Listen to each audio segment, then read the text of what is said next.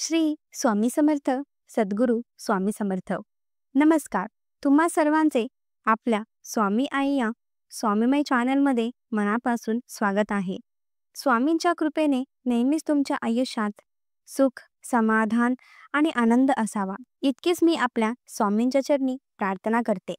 आणि आपल्या आजच्या या नवीन आणि सुंदर व्हिडिओला पुन्हा एकदा नव्याने सुरुवात करते. भक्तांनो, आज मी तुम्हाला आपल्या स्वामी चॅनलमध्ये एका स्वामी भक्त ताईंच्या आयुष्यात स्वामींच्या गुप्त मंत्रांनी घडलेला एक सत्य, दिव्य आणि अत्यंत चित्तधारक अनुभव सांगणार आहे. जेव्हा सर्व संपते तेव्हा फक्त स्वामींच्या कृपेने आपले आयुष्य कसे नव्याने घडते याचं आज प्रत्येकाला या अनुभवातून पाहायला मिळेल. फक्त त्यासाठी आपला आजचा हा व्हिडिओ शेवटपर्यंत पहा.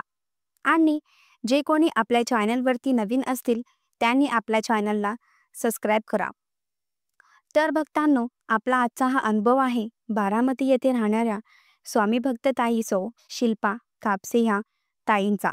ताई म्हणतात, सर्वप्रथम सर्वांना श्री स्वामी समर्थ. जय जय स्वामी समर्थ. मी सौ शिल्पा, स्वामींची परमभक्त. वयांच्या फक्त 12व्या वर्षी माझी जन्मदाती आई माझ्यापासून दुरावली. मात्र त्यानंतर स्वामी माऊली माझी आई तर कधी माझी बहीण बनली. स्वामींनी मला आई, वडील, बहीण, भाऊ या सगळ्यांचंच प्रेम दिलं. अखंड माझ्या आयुष्यात स्वामींची कृपा आणि स्वामींची साथ असल्याने माझं संपूर्ण आयुष्य हे अत्यंत स्वामीमय गेलं. पण ते म्हणतात ना, देवांनाही दुःख सहन करावं लागेल, देवांनाही वनवास भोगावे लागेल, तर आपण माणसे आहोत. असंच काही घडलं. अचानक आमचे दोन्ही व्यवसाय बंद झाले, ज्यामुळे आमच्याकडे पैसे येणे पूर्णपणे बंद झाला. पैशाची आवक कमी झाली. डोक्यावर कर्जाची रक्कम मात्र वाढत राहिली. दोन्ही व्यवसाय सुरू करताना त्यासाठी कर्मचारी, गाडी आणि बाकीची सामग्री घेण्यासाठी आम्ही बरेचसं कर्ज काढलं आणि ते आमच्या डोक्यावर होतं. पण अचानक ग्रह फिरतात तसेच काहीसे ग्रह फिरले आणि आमच्या जगण्याची संपूर्ण दिशा बदलून गेली. जिथे आमची मुले शिक्षण घेत होती, आम्ही त्यांना त्या शाळेतून काढून सरकारी शाळेत टाकले. लोकांचे पैसे देण्यासाठी आम्ही आमचे संपूर्ण दागिने विकले.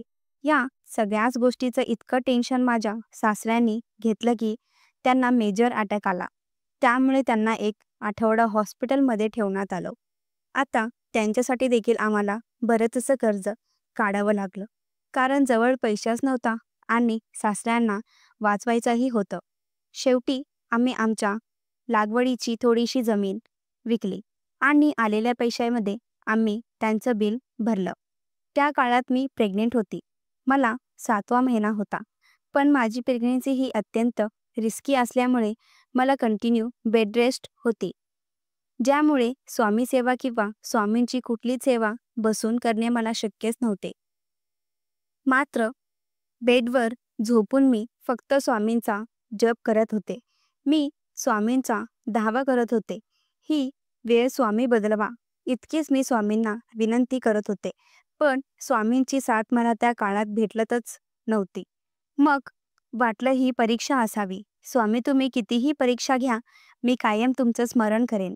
फक्त या सगळ्यातून बाहेर पडण्याची शक्ती मला द्या, असे मी स्वामींना म्हणाले. डॉक्टरांनी मला फिरण्यासाठी पूर्णपणे मनाई घातली होती. मात्र त्या दिवशी माझ्या मनात आले की आज काहीही झालं तरी आपण स्वामींच्या मठात जायचं. पतीनेही नकारले, मात्र तरीही मी अट्ट केली. मी बेडवरून खाली उतरले आणि माझ्या पतीसोबत मी स्वामींच्या मठात गेले. स्वामींना नमस्कार करून मी मुजरा केला आणि नकळत डोळ्यातून पाणी आले. स्वामींना एकच म्हणाले, स्वामी, माझी आई गेली, तुम्ही माझी आई बनलात. मला आई आणि बापाचा दोघांचाही माया तुम्ही दिली. मला कधीच कसलीही तुम्ही उणी भावसू दिली नाही. आता मला हे सहनच होत नाही. पैसे नको, पण कर्ज पिटू दे आणि त्यासाठी मला मार्ग दाखवा, असे म्हणून मी स्वामींना विनवणी करू लागली. मी रडत होती आणि तितक्यातच मठातले भटजी माझ्या पाठीवर हात ठेवून म्हणाले, "अगं, घाबरू नकोस. स्वामी सगळं काही ठीक करतील. फक्त थोडासा विश्वास ठेव." मग त्या भटजीने मला अष्टगंध लावला. माझ्या ओटीमध्ये त्यांनी स्वामींच्या चरणावर ठेवलेला एक नारळही दिला. त्या नारळाच्या पाण्याने मला प्रसाद करून खायला सांगितला. पण तो प्रसाद माझी इच्छा पूर्ण झाल्याशिवाय करू नको, असेही त्यांनी मला सांगितले. शिवाय त्यांनी मला 2 मंत्र दिले. एक मंत्र म्हणजे श्री स्वामी समर्थ महाराजांचा ऐक्य मंत्र आणि दुसरा म्हणजे महाराजांचा अक्कलकोट मंत्र. श्री अनंत कोटी ब्रह्मांड नायक राजधिराज योगीराज श्री अक्कलकोट निवासी श्री स्वामी समर्थ महाराज की जय. त्यांनी मला सांगितलं, तुला एवढ्या वेळा शक्य होईल तितक्या वेळा ते 2 मंत्र म्हण आणि स्वामींकडे कर्जामुक्तीसाठी प्रार्थना कर. ताई म्हणतात, तो स्वामींनी दाखवलेला माझ्यासाठी मार्ग होता. मी घरी आले, स्वामींच्या समोर बसले, स्वामींना विनवणी केली, संकल्पना केली. 3 महिन्यात मी एकच 8 वेळा ऐक्य मंत्र म्हणले आणि या 3 महिन्यात मी 1.25 लाख अक्कलकोट मंत्रांचा जप करेल असा संकल्प मी स्वामींसमोर केला आणि त्याच दिवसापासून मी या मंत्रांना सुरू केली. अगदी बघता बघता 1.25 महिना निघून गेला. मात्र तरीही परिस्थिती बदलत नव्हती. त्यानंतर दुसरा महिना आला. त्या दुसऱ्या महिन्यात मात्र माझ्यासोबत काहीतरी चमत्कारी घटना घडू लागल्या. दुसऱ्या महिन्यामध्ये माझ्या पतीचा मावस भाऊ जो दुबईमध्ये असतो, एकांकी अचानक त्यांनी कॉल केला. त्या दिवशी गुरुवारच होता आणि त्या कॉलवर त्यांनी सांगितले की मी आपल्याच भागामध्ये एक छोटीशी मात्र एक महत्त्वाची कंपनी सुरू करत आहे. जर तुझी इच्छा असेल तर तू मला पार्टनर येऊ शकतो, कारण मी दुबईमध्ये असतो. सगळं तुलाच बघावे लागेल. जितका पैसा असेल तितका पैसा मात्र मी टाकेन. ताई म्हणतात, त्यावेळेस माझ्या पतीकडे काहीच कामही नव्हते, पण त्यांनी त्याला सांगितलं, सगळी हकीकत सांगितली. आधीच मी 2 व्यवसायामध्ये बुडलेलो आहे आणि माझ्यावर खूप खर्च आहे. रिस्क मी घेऊ शकत नाही, असे माझ्या पतीने त्यांना सांगितले.